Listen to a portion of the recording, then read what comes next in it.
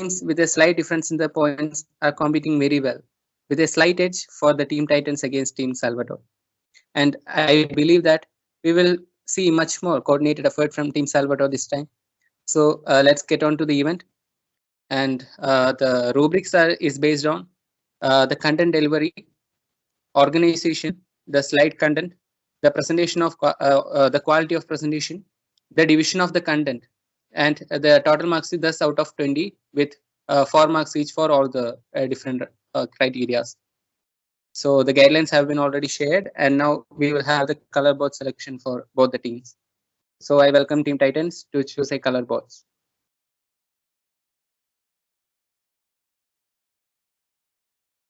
Team Titans, Darshan or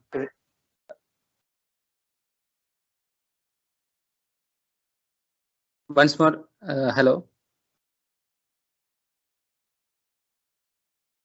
Darshan or the team participant.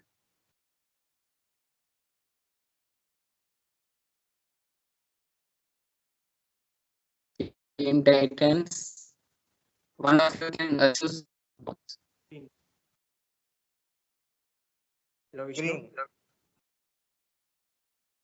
Yes, Darshan. Green, okay. So Team Titans have chosen, and Team Titans will be going to present the first. So I welcome Team Titans to give the review on the book Your Brain on Food. So I welcome both the members to share their view on this.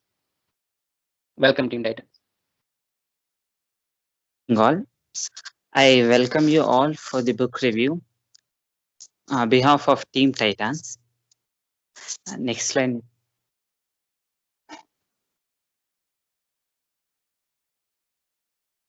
Okay, let's go first. Let's go through the content. We are going to see this in the coming slides. Is introduction, conclude. Okay, then okay the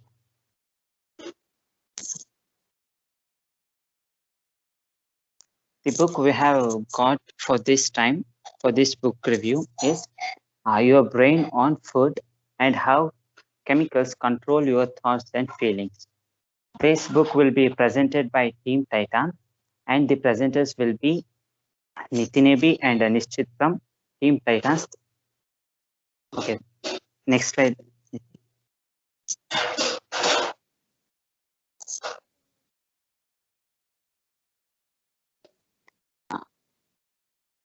And we are going to, and the objective of this book review is, as you know, to inculcate the reading habit among students and help them to enhance their thinking, analysis, and summarizing capacity of students. Next slide.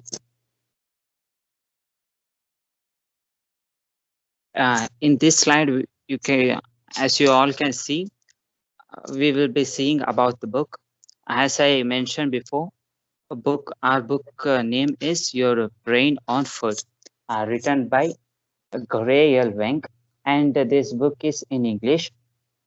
And the main subject of the book is how chemicals control your thoughts and feelings.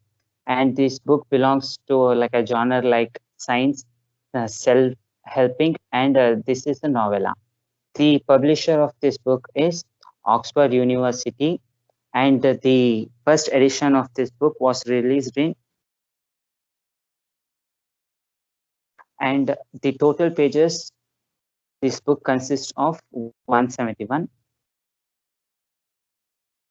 and the book prices at $95. Next slide. These are the things you want to know about the book. These are the details. Let's see about the author. As I mentioned, this book is written by Gray L. Weng. He is a professor of psychology and neuroscience and molecular virology. And also he has studied immunology and medical genetics at Ohio State University. It's in Columbus. And he is the leading author of the consequences of chronic brain inflation and animal models of Alzheimer's disease. He is also a member of OSU Center for Brain and Spinal Cord Repair. He also have received a BA degree in psychology and biology from Albion College and a PhD in neurotoxicology from the University of Cincinnati. And Professor Wang is currently also director of the neuroscience undergraduate programs and was recently appointed by the governor to the governor's medical Morigina and advisor committee as the academic research representative. Next slide.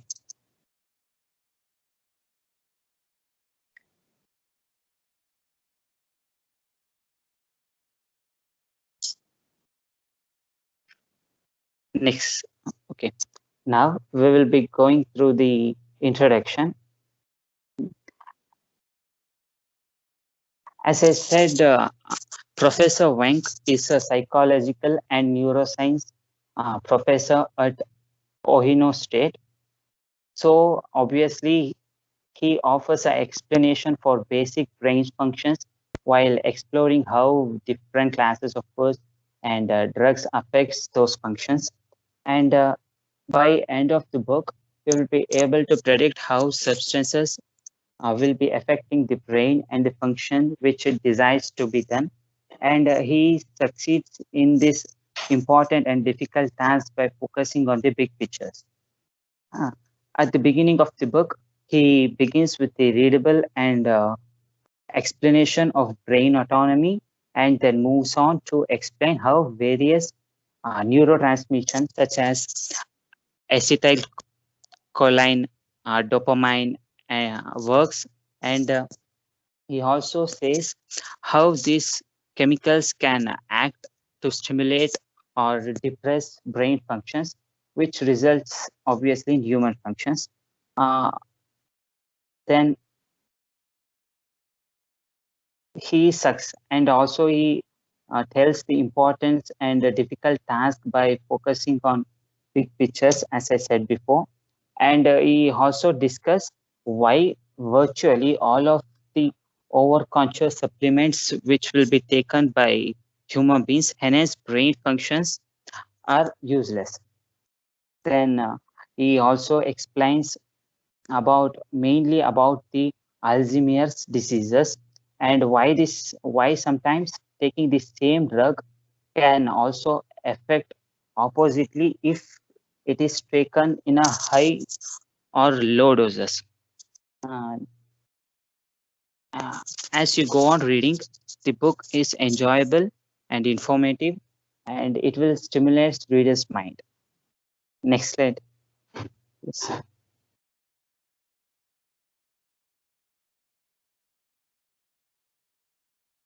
Okay. As heading shows, the stuff this book can answer the questions like why is eating chocolate so why eating chocolates so pleasurable? Can the function of just one small group of chemical really determines whether you are happy or sad?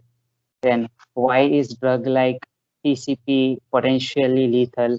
And why does drinking alcohol makes you drowsy? And do cigarettes help to relieve anxiety? What should you consume if you are having trouble staying asleep or staying in your chair and focusing enough to get your work done? These are some of the kinds of questions the book will answer particularly. For an example, I will give one or two answers for the question asked there, asked me, like why brain located in heads? Have you ever thought why wouldn't there be located near the chest as our heart does? Because if, however, it would be in a chest, it would be protected safer, right? So these kinds of questions will be answered in this book, are answered in this book.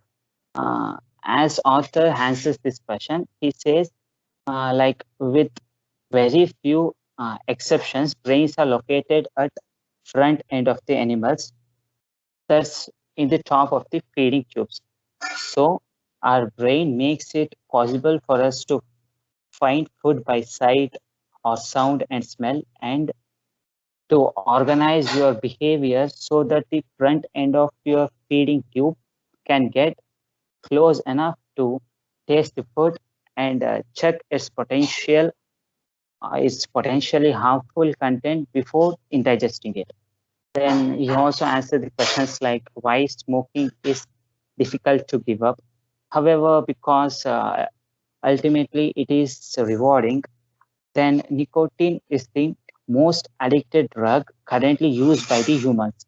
He says, uh, from a psychological point of view, in all probability, more can be said in behalf of smoking as a form of escape from the tensions. And then he also mentions in his book that in USA alone, tobacco users causes almost one death every minute. However, sadly, because of politics and the fact that the tobacco sales and tax are such a boon for the USA economy, it is unlikely to ever think to ban this sales capacity. Next slide.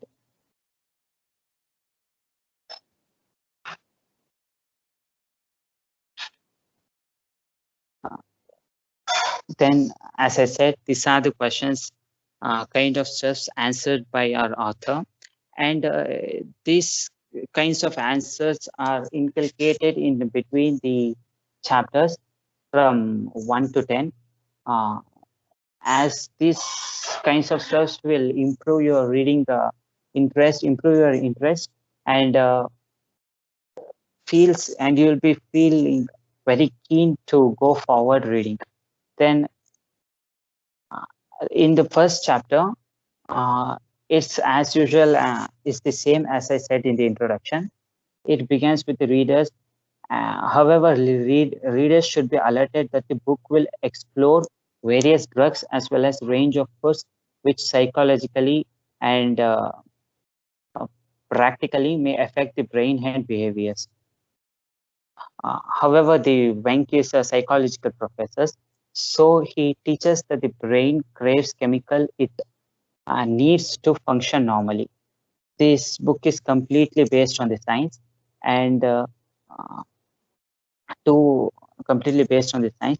So the reader should be cautious, and it would be better if they keep a dictionary aside.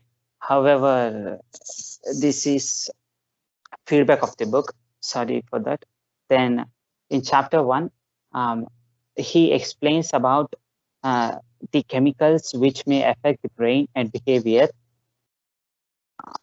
like for example, coffee, sugars, heroin, and these are the stuffs and which can also be called as drugs if it's consumed in the high doses. So, and he also categorized foods into different classifications. Next slide. Next slide. And in chapter 2, an expansive array of topics are discussed, and particularly the intellectual thoughts of the author are presented throughout his book. Then in chapter 2, he mainly focuses on the metabolic syndrome, blood pH, sugar, omega-3 fatty acid, then obesity, endorphin, and toxoplasma, then claroic, oxygen-free radical, and etc. Then as you go on, particular drugs or diseases that affect the functions of the neurons as described by the author can be seen in the chapter 3. Many potential chemicals affects brain and body functions. Inside these frames, our author looks closely at the uh, Alzheimer's disease and botulinum toxin disease, and the stuffs or the things, or you can say like what are the medicines which can be given to prevent this disease. Then he in the chapter 4, next slide, next slide. Then in chapter 4, he starts discussing about the serotonin neurons project diffusely and broadly throughout the entire brain, and so their effects are discussed.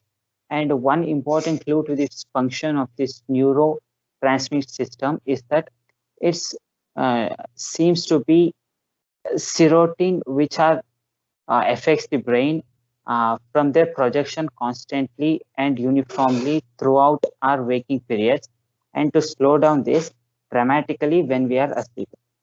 From this, he says hypothetically that serotonin is involved with processes that incoming senses information and that constantly bombard our brain while we are awakened. Okay, thank you. What are endogenous cannabinoids? They are like neurotransmitters. So what is neurotransmitters? Neurotransmitters are the ones who send chemical messages between nerve cells throughout the nervous system.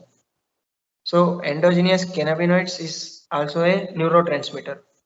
We all know about emotions, and emotion controlling our euphoria. Euphoria means the activeness or being normal or in the depression. So this kind of feelings and emotions are controlled by these endogenous cannabinoids. So when we stimulate these receptors, we impair higher cognitive functions as we experience euphoria, and when they are blocked, we feel depression. So in the chapter 6, we talk about neurotransmitter called glutamate. So it's an amino acid that is produced in the body and also occurs naturally in many foods. The actions of glutamate shape our brains in so many important ways. Glutamate prunes sympathetic connections between neurons when they are not needed, makes new ones when they are, stimulates neurons to become excited and process new information, and destroys neurons when they are not working correctly or no longer needed. So glutamate functions as this. So in chapter 7, we talk about histamine.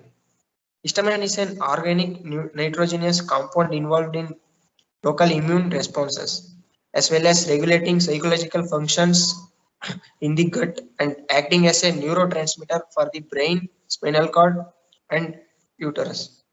We all know about the itching, So this histamine plays a central role in feeling itching. So in chapter 8 and chapter 9 acts as a conclusion for this book.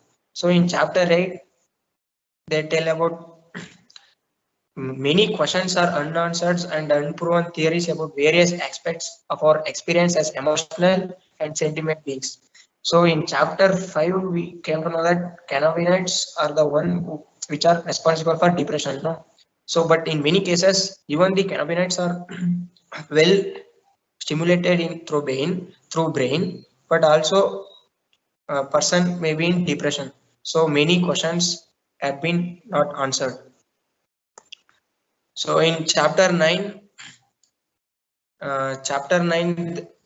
talks about this food, what we intake can reduce aging and enhances our performance.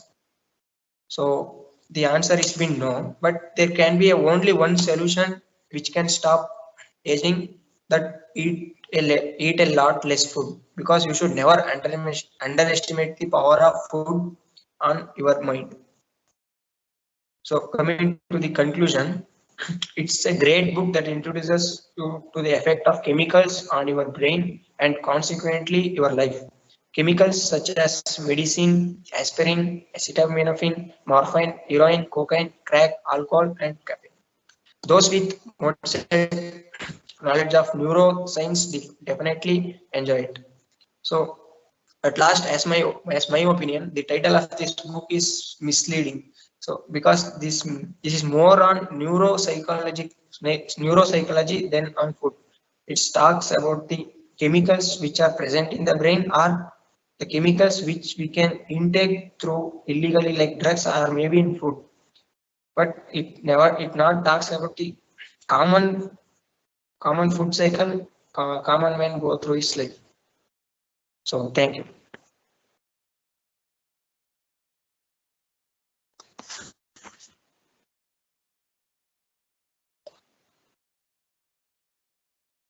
Thank you, Nitin and Nishchit. So they have done a very good job by completing in the stipulated time and good delivery.